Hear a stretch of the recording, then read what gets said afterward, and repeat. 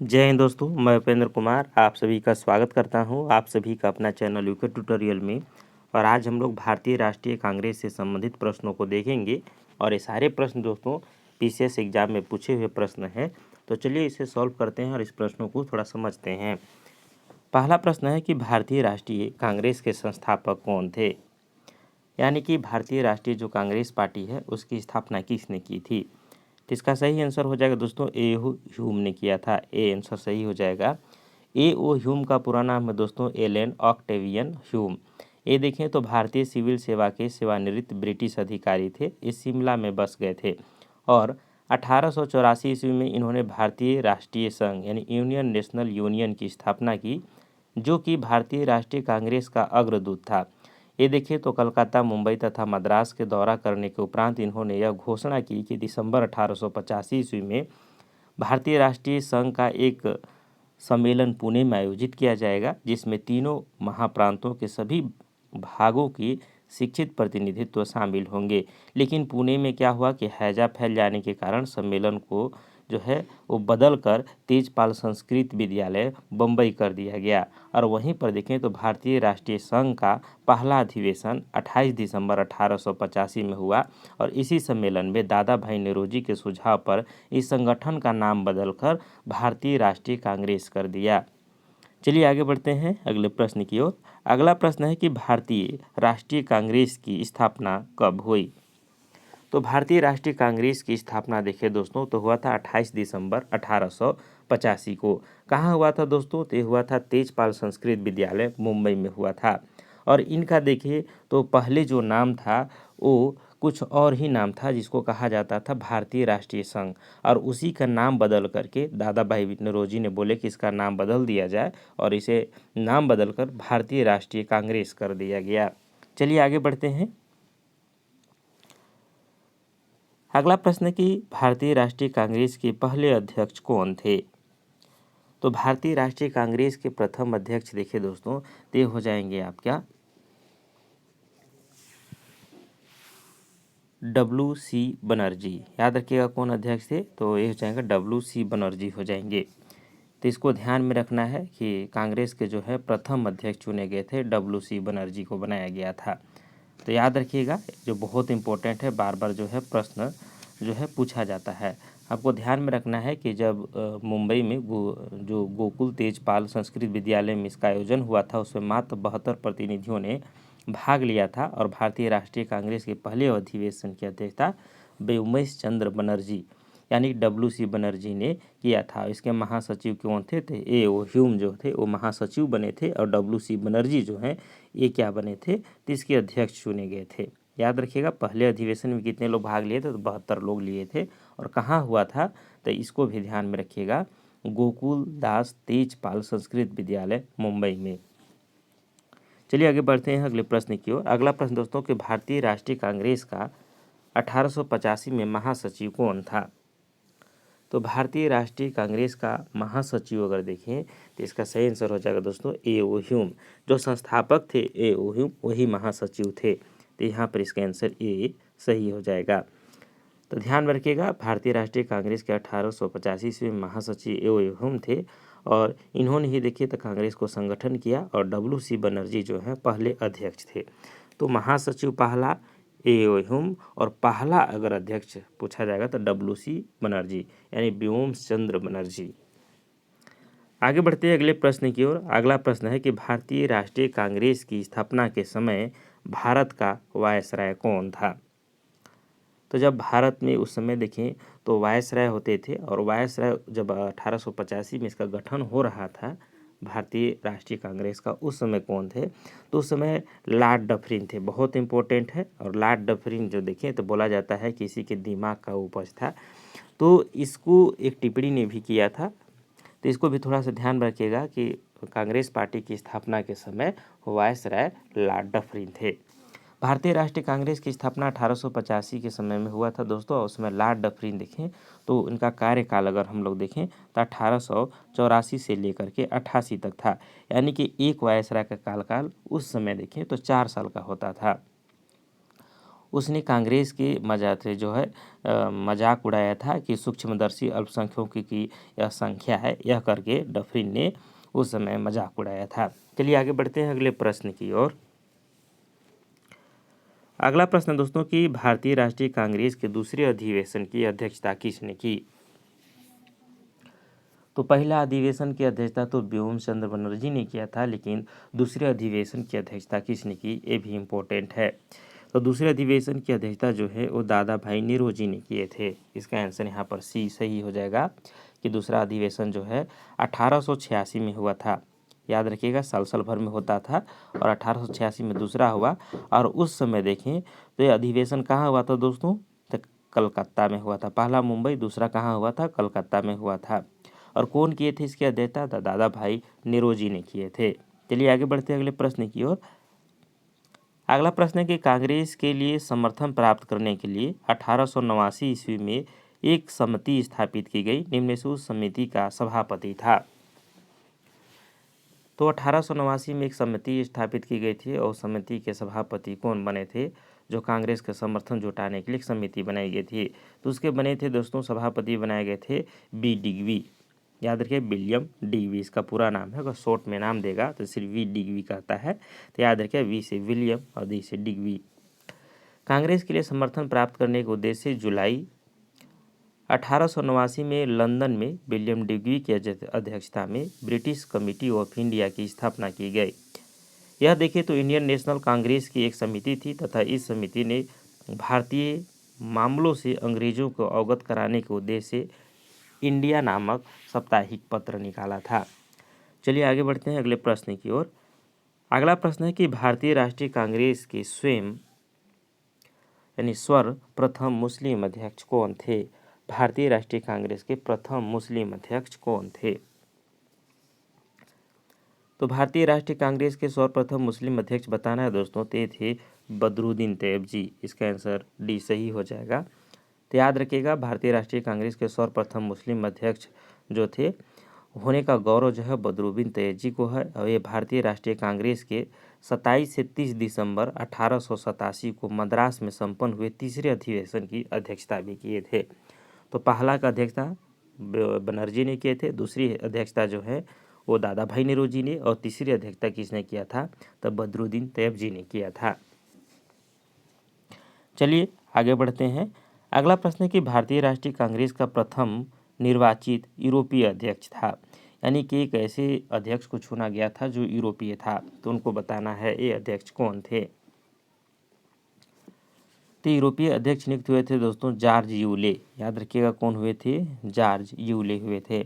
भारतीय राष्ट्रीय कांग्रेस का प्रथम निर्वाचित यूरोपीय अध्यक्ष जॉर्ज यूले थे। इसने भारतीय राष्ट्रीय कांग्रेस के चतुर्थ अधिवेशन, जो चौथा अधिवेशन हुआ था दोस्तों 1888 ईस्वी में, इसकी अध्यक्षता किए थे। तो याद रखिएगा, चार कम से कम याद रखना चाहिए। पहला अध्यक्षता व्योम चंद्र बनर्जी, दूसरा अध्यक्षता दादा भाई नेरोजी, तीसरी अध्यक्षता जगह तो बदरुद्दीन तैयब जी, और चौथी जो हुआ था एक ये थे एक अंग्रेज जॉर्ज यूले ने। तो चलिए आगे बढ़ते हैं अगले प्रश्न की ओर। अगला प्रश्न है कि निम्नलिखित में से कौन एक भारतीय राष्ट्रीय कांग्रेस से कभी संबंध नहीं रहे, यानी इसमें से एक व्यक्ति का संबंध जो है भारतीय राष्ट्रीय कांग्रेस से कभी नहीं रहा है, उसको बताना है। तो उसका संबंध देखिए दोस्तों, तो हो जाएगा आपका जो भारतीय राष्ट्रीय कांग्रेस के से संबंध कभी नहीं रहा है उस व्यक्ति के नाम में। तो यहाँ पर अगर देखिए दोस्तों तो इसका सही आंसर हो जाएगा सर सैयद अहमद। याद रखिएगा कौन? सर सैयद अहमद। इसका आंसर डी सही हो जाएगा। जिनका संबंध देखें तो कभी भारतीय राष्ट्रीय कांग्रेस से नहीं था, और वहीं देखें तो 1857 के विद्रोह के समय वो कंपनी के न्यायिक सेवा में थे। वह कंपनी के प्रति पूर्णतः राजभक्त रहे, और जो डब्ल्यू हंटर ने अपनी पुस्तक इंडियन मुसलमान में सरकार का यह सलाह दी कि मुसलमानों से समझौता कर उन्हें कुछ रियायतों देकर अपनी ओर मिलाएं। इसी के सुझाव पर कार्य करते हुए ब्रिटिश सरकार ने भारतीय राष्ट्रीय कांग्रेस के विरुद्ध सर सैयद अहमद को तैयार किया था। तो इसको भी ध्यान में रखिएगा कि अंग्रेज लोग चाहते थे कि कुछ मुस्लिमों को अपने ओर मिलाएं, और इसी के चलते इन्होंने सैर अहमद को अपनी ओर मिलाया था अंग्रेज़ों ने। तो इसको भी थोड़ा सा ध्यान में रख सकते हैं। तो इसी चलते इनका संबंध कोई कांग्रेस से नहीं रहा है। आगे बढ़ते हैं दोस्तों। अगला प्रश्न है कि निम्नलिखित में से कौन भारतीय राष्ट्रीय कांग्रेस का अध्यक्ष कभी नहीं चुना जा सका। तो यहाँ पर अगर देखिए दोस्तों कि कभी नहीं चुना जा सका तो इसका सही आंसर हो जाएगा बाल गंगाधर तिलक। याद रखिएगा, बाल गंगाधर तिलक जो थे वो कांग्रेस का कभी अध्यक्ष नहीं चुने गए थे। वहीं लाला लाजपत राय, जिन्हें लोग प्रायः शेर पंजाब यानी पंजाब का सिंह कहते थे, वर्ष 1920 में कलकत्ता में विशेष अधिवेशन में भारतीय राष्ट्रीय कांग्रेस के अध्यक्षता बने थे। और वहीं पर देखिए दोस्तों, तो आपको पता होगा कि श्रीमती एनी बेसेंट ने जो आंग्ल आयरलैंड से थी, वे वर्ष 1907 से लेकर 1933 तक के थियोसॉफिकल सोसाइटी के प्रधान में रही और 1916 में होम रूल जो लीग का गठन भी किया था, जो बहुत इंपॉर्टेंट है, बार बार पूछा भी जाता है कि होम रूल लीग का गठन किसने किया था। वहीं देखिए दोस्तों, तो 1917 में भारतीय राष्ट्रीय कांग्रेस की पहली महिला अध्यक्ष भी बनी थी एनी बेसेंट, तो इसको भी ध्यान में रखिएगा। चलिए आगे बढ़ते हैं। वहीं मोतीलाल नेहरू देखिए दोस्तों, तो वर्ष 1919 और 1928 में कांग्रेस के अध्यक्ष रहे तथा जनवरी 1923 में उन्होंने एक स्वराज पार्टी का गठन भी किया था। ये तीनों का संबंध रहा है, जबकि बाल गंगाधर का संबंध नहीं रहा है, यानी कि अध्यक्ष पद से नहीं बनाया गया। चलिए आगे बढ़ते हैं। अगला प्रश्न है कि लाल, बाल और पाल त्रिगुट का कौन सा व्यक्ति भारतीय राष्ट्रीय कांग्रेस का अध्यक्ष हुआ। तो लाल, बाल, पाल ये त्रिगुट के जो हैं, इसमें से कौन एक जो है तीनों में से भारतीय राष्ट्रीय कांग्रेस का अध्यक्ष चुना गया, तो वो थे लाला लाजपत राय। याद रखिएगा कौन चुने गए थे, लाला लाजपत राय चुने गए थे, तो इसको भी थोड़ा सा ध्यान में रखिएगा। चलिए आगे बढ़ते हैं अगले प्रश्न की ओर। अगला प्रश्न है कि निम्न में से किस अधिवेशन के लिए कांग्रेस ने पहली बार एक महिला को अध्यक्ष चुना। तो पहली बार देखिए दोस्तों, किस अधिवेशन के लिए कांग्रेस ने पहली बार एक महिला को अध्यक्ष चुना था, तो वह अधिवेशन था कलकत्ता अधिवेशन 1917। इसमें देखिए तो कलकत्ता अधिवेशन 1917 में एनी बेसेंट को जो है, याद रखिएगा 1917 में पहली महिला जो है अध्यक्ष बनी थी, वह थी एनी बेसेंट। तो याद रखिएगा एनी बेसेंट को प्रथम बार, ये अंग्रेज महिला थी, मतलब ये आयरलैंड की महिला थी, और उसी को देखें तो अध्यक्ष बनाया गया था। जबकि भारतीय महिला जो थी वो कोई दूसरा व्यक्ति है, जिसका नाम हम आगे लेकर के क्वेश्चन में आए हैं, अभी बताएंगे तो आपका इंटरेस्ट खत्म हो जाएगा। और सारे प्रश्न दोस्तों पीसीएस एग्जाम में पूछे हुए प्रश्न है, मैं उसी को लेकर के आया हूँ, तो इसको थोड़ा सा ध्यान में रखिएगा। अगला प्रश्न है कि कांग्रेस की प्रथम भारतीय महिला अध्यक्ष कौन थी। तो ये भारतीय बताना है कि भारतीय, आप तो समझ गए कि प्रथम अगर महिला पूछेगा तो एनी बेसेंट, लेकिन अगर भारतीय प्रथम महिला कौन थी तो ये इंपॉर्टेंट हो जाता है।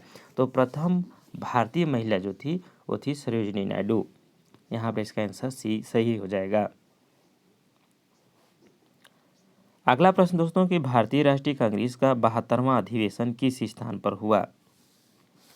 भारतीय राष्ट्रीय कांग्रेस का 72वां अधिवेशन किस स्थान पर हुआ। तो याद रखिएगा दोस्तों, 72वां अधिवेशन पूछा जा रहा है, तो ये हुआ था आपका भारतीय राष्ट्रीय कांग्रेस का 72वां अधिवेशन किस स्थान पर हुआ था। ये सॉरी दोस्तों, क्वेश्चन लिखने में गलती हो गया, 72 की जगह में 27 है, उल्टा हो गया है।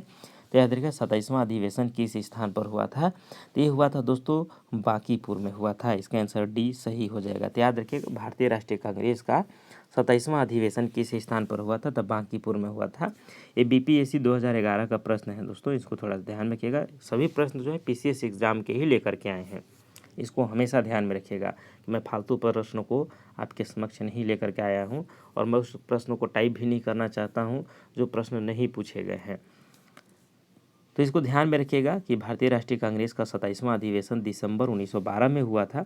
और ये कहाँ हुआ था दोस्तों, तो दिसंबर 1912 में बांकीपुर बिहार में संपन्न हुआ था। और इस अधिवेशन की अध्यक्षता देखें तो RN मुधालकर इन्होंने किया था। और इसी अधिवेशन में ए ह्यूम को कांग्रेस का पिता कहा गया था, इसलिए इम्पोर्टेंट है कि कांग्रेस का पिता किस अधिवेशन में कहा गया था, तो बांकीपुरा अधिवेशन 1912 में और ए ह्यूम को कांग्रेस का पिता कह के संबोधित किया गया था।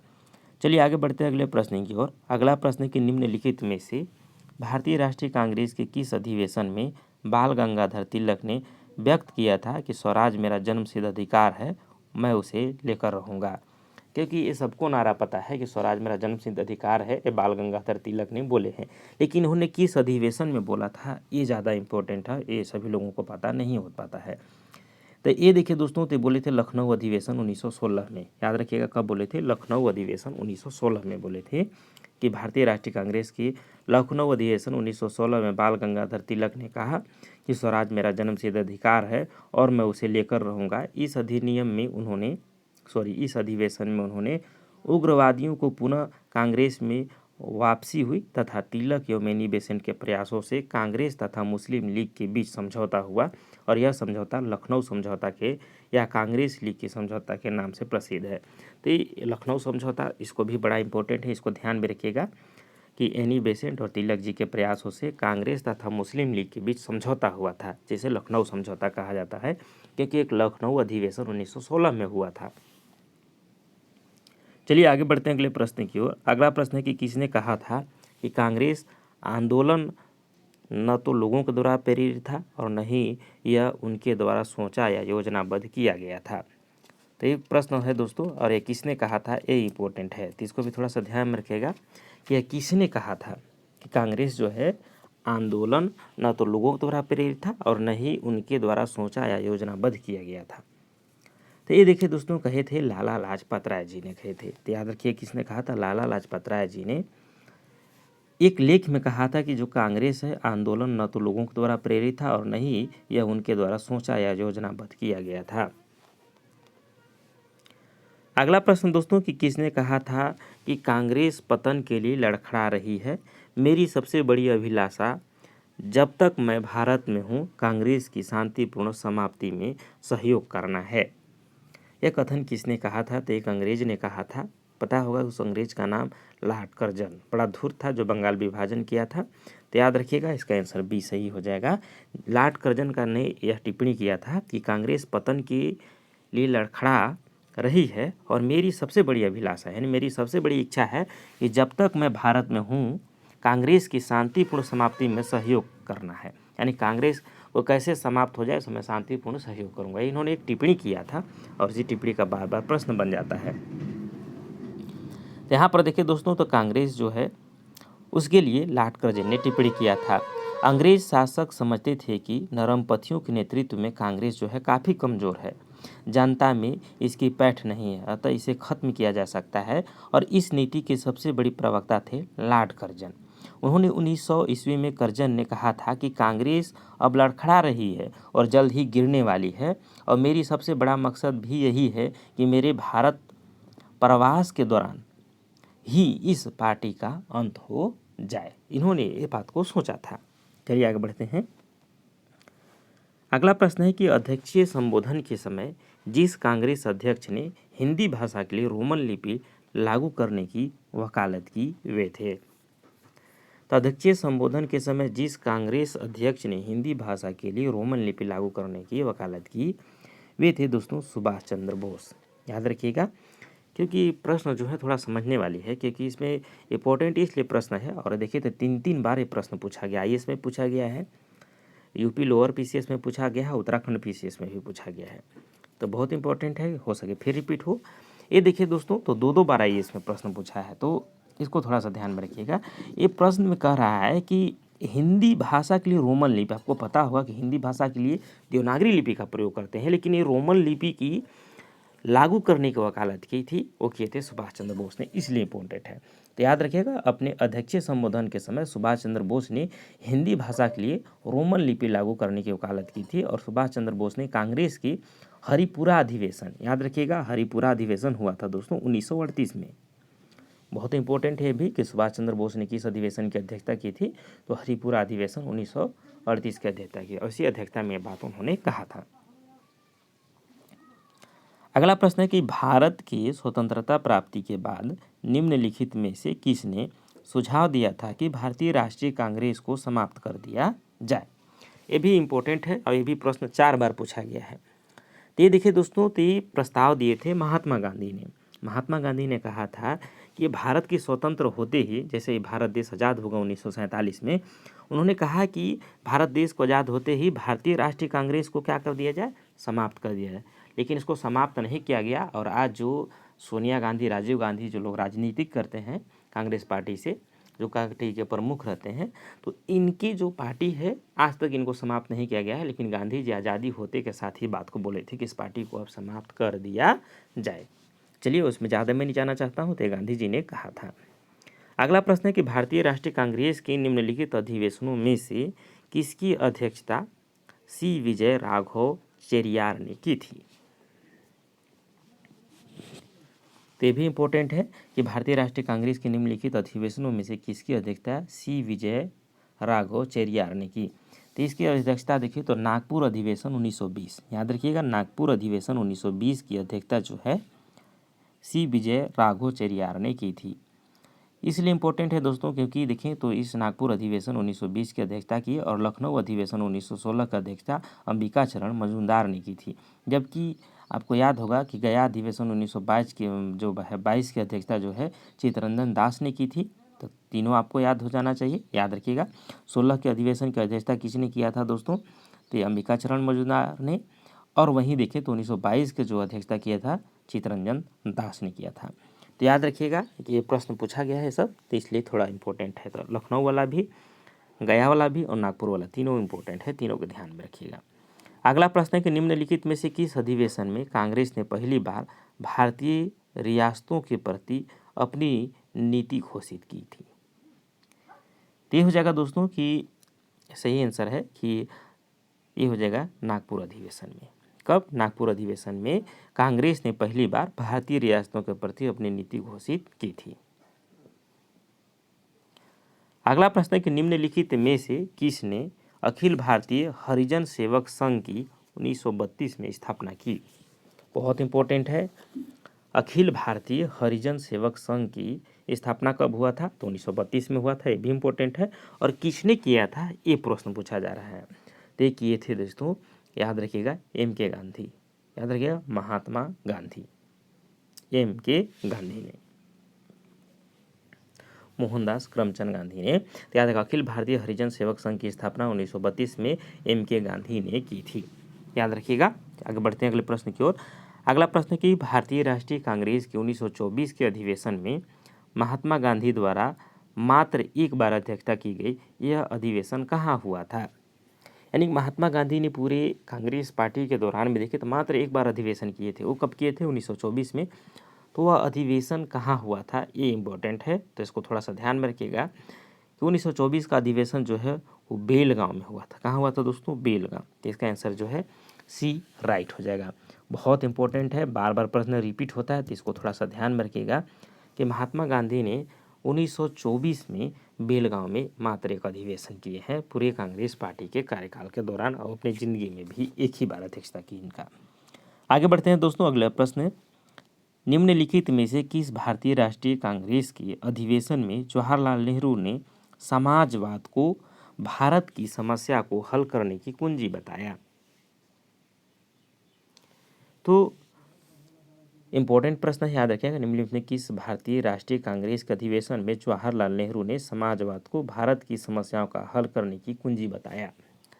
तो इसका सही आंसर हो जाएगा दोस्तों किस अधिवेशन में, तो हो जाएगा लखनऊ अधिवेशन में, याद रखिएगा, लखनऊ अधिवेशन। वर्ष 1936 के कांग्रेस के लखनऊ अधिवेशन में जवाहरलाल नेहरू ने समाजवाद को भारत की समस्याओं का हल करने की कुंजी बताया, और उन्होंने कहा था कि मैं समाजवाद के अलावा ऐसे कोई दूसरा रास्ता नहीं देखता जो भारत के लोगों को गरीबी, बेगारी और गुलामी से मुक्ति दिला सके। अगला प्रश्न है कि वर्ष 1938 के भारतीय राष्ट्रीय कांग्रेस के हरिपुरा अधिवेशन की अध्यक्षता की थी। तो हरिपुरा अधिवेशन की अध्यक्षता किसने की थी दोस्तों, ये बता चुके हैं आप लोगों को, तो याद होगा कि 1938 में भारतीय राष्ट्रीय कांग्रेस का हरिपुरा अधिवेशन की अध्यक्षता सुभाष चंद्र बोस ने की थी। याद रखिएगा, एक अधिवेशन इन्होंने किया था, सुभाष चंद्र बोस। ये बहुत इंपॉर्टेंट है, जैसे कि महात्मा गांधी वाला इंपॉर्टेंट है वैसे भी इंपॉर्टेंट है, इसको भी ध्यान में रखिएगा कि कांग्रेस पार्टी के देखें तो अधिवेशन जो हुआ था 19 से लेकर 21 फरवरी 1938 के दौरान गुजरात के हरिपुरा में संपन्न हुआ। इस अधिवेशन का अध्यक्षता सुभाष चंद्र बोस ने की थी, और इसी अधिवेशन में देखें तो राष्ट्रीय नियोजन समिति का गठन किया गया और पंडित जवाहरलाल नेहरू इसके अध्यक्ष बनाए गए थे। चलिए आगे बढ़ते हैं अगले प्रश्न की ओर। अगला प्रश्न है कि इनमें से कौन सबसे कम आयु में भारतीय राष्ट्रीय कांग्रेस का अध्यक्ष बनने वाला व्यक्ति है या व्यक्ति था। तो देखिए दोस्तों, तीन में से उसको बताना है नाम जो सबसे कम उम्र में भारतीय राष्ट्रीय कांग्रेस का अध्यक्ष रहे हैं। तो रहे हैं दोस्तों, याद रखिएगा, अबुल कलाम आज़ाद। अबुल कलाम आज़ाद, इसका आंसर बी सही हो जाएगा।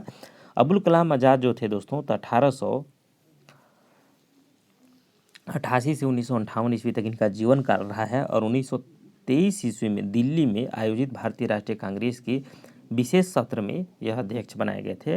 वह भारतीय राष्ट्रीय कांग्रेस का अध्यक्ष पद का धारण करने वाले सबसे कम उम्र के व्यक्ति थे, याद रखिएगा इस चीज़ को।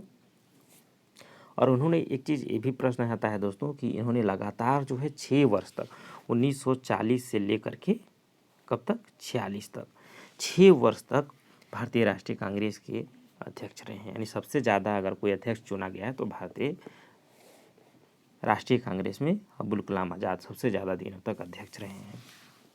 चलिए आगे बढ़ते हैं। एक प्रश्न इससे भी संबंधित है कि निम्नलिखित में से कौन लगातार 6 वर्ष तक भारतीय राष्ट्रीय कांग्रेस का अध्यक्ष था। तो लगातार 6 वर्ष तक भारतीय राष्ट्रीय कांग्रेस का अध्यक्ष कौन था दोस्तों, तो अबुल कलाम आज़ाद थे। कब से कब तक, तो 1940 से लेकर के 46 तक। और इतना लंबा रहने के कारण क्या था दोस्तों कि बीच में अध्यक्षता जो है इसकी संपन्न नहीं हुई थी, बैठक संपन्न नहीं हो पाई, इस चलते ये लगातार अध्यक्ष रह गए थे। चलिए आगे बढ़ते हैं अगले प्रश्न की ओर। अगला प्रश्न है कि जब भारत स्वतंत्र हुआ उस समय कांग्रेस के अध्यक्ष कौन थे। तो जब भारत स्वतंत्र हुआ उस समय कांग्रेस के अध्यक्ष कौन थे बताना है। तो उस समय कांग्रेस के अध्यक्ष थे JB कृपलानी। तो भारत की आज़ादी के समय यानी 1947 के समय कांग्रेस के अध्यक्ष कौन थे, तो थे JB कृपलानी। बहुत इंपॉर्टेंट है, इसको भी थोड़ा ध्यान में रखिएगा। और एक दो प्रश्न है दोस्तों, उसको भी देख लेते हैं, तो इसके बाद समाप्त हो जाएगा। अगला प्रश्न है कि जन गण मन पहली बार किस अवसर पर गाया गया था। तो जन गण मन जो है पहली बार देखिए तो किस अवसर पर गाया गया, ये गाया गया था दोस्तों भारतीय राष्ट्रीय कांग्रेस का अधिवेशन 1911। तो याद रखिएगा 1911 में रविन्द्रनाथ टैगोर के द्वारा मूल रूप से बांग्ला में रचित जो शांति गीत है जन गण मन, हिंदी संस्करण में संविधान सभा ने भारत की राष्ट्रगान के रूप में देखें। तो याद रखिएगा इसको अपनाया कब गया है, 24 जनवरी को। ये बहुत इंपॉर्टेंट है, 24 जनवरी 1950 को इसे अपनाया गया। लेकिन सर्वप्रथम में देखिए तो दिसंबर 1911 में भारतीय राष्ट्रीय कांग्रेस के कलकत्ता अधिवेशन में यह गाया गया था। तो गाया कब गया था, कलकत्ता अधिवेशन 1911 में, लेकिन इसे भारतीय संविधान में कब जोड़ा गया है, 24 जनवरी 1950 को। लास्ट प्रश्न है दोस्तों कि भारतीय राष्ट्रीय कांग्रेस का अंतिम अधिवेशन जिसमें बाल गंगाधर तिलक ने भाग लिया था। तो भारतीय राष्ट्रीय कांग्रेस का अंतिम अधिवेशन जिसमें बाल गंगाधर तिलक ने भाग लिया था, वो अधिवेशन कौन था दोस्तों, तो अमृतसर अधिवेशन। याद रखिएगा अमृतसर अधिवेशन। बाल गंगाधर तिलक ने अंतिम रूप से भारतीय राष्ट्रीय कांग्रेस के अमृतसर अधिवेशन 1919 में भाग लिया और उन्होंने मॉन्टेस्क्यू चेम्सफोर्ड सुधारों के तहत होने वाले विधायिका के चुनाव के बहिष्कार करने की महात्मा गांधी की नीति का विरोध किया था। और तिलक ने देखें तो उत्तरदायी सहयोग की नीति यानी कि होता है दोस्तों रिस्पॉन्सिव कोऑपरेशन की नीति को अपनाने की सलाह दी थी। और आपको पता होगा कि 1 अगस्त 1920 को तिलक का देहांत हो गया था, इस चलते इसका अंतिम अधिवेशन था 1919, क्योंकि 1920 में इनकी मृत्यु हो गई थी। इसलिए क्वेश्चन जो है इंपॉर्टेंट है और UPPCS में पूछा गया प्रश्न है। आज के लिए इतना ही दोस्तों, और कांग्रेस पार्टी से संबंधित बहुत इंपॉर्टेंट प्रश्न है, आप इसको पढ़िएगा और पढ़े करके आप एक बार प्रैक्टिस करिएगा कि हाँ ये सही है, ये बन रहा है। मिलते हैं अगले वीडियो में, तब तक के लिए जय हिंद।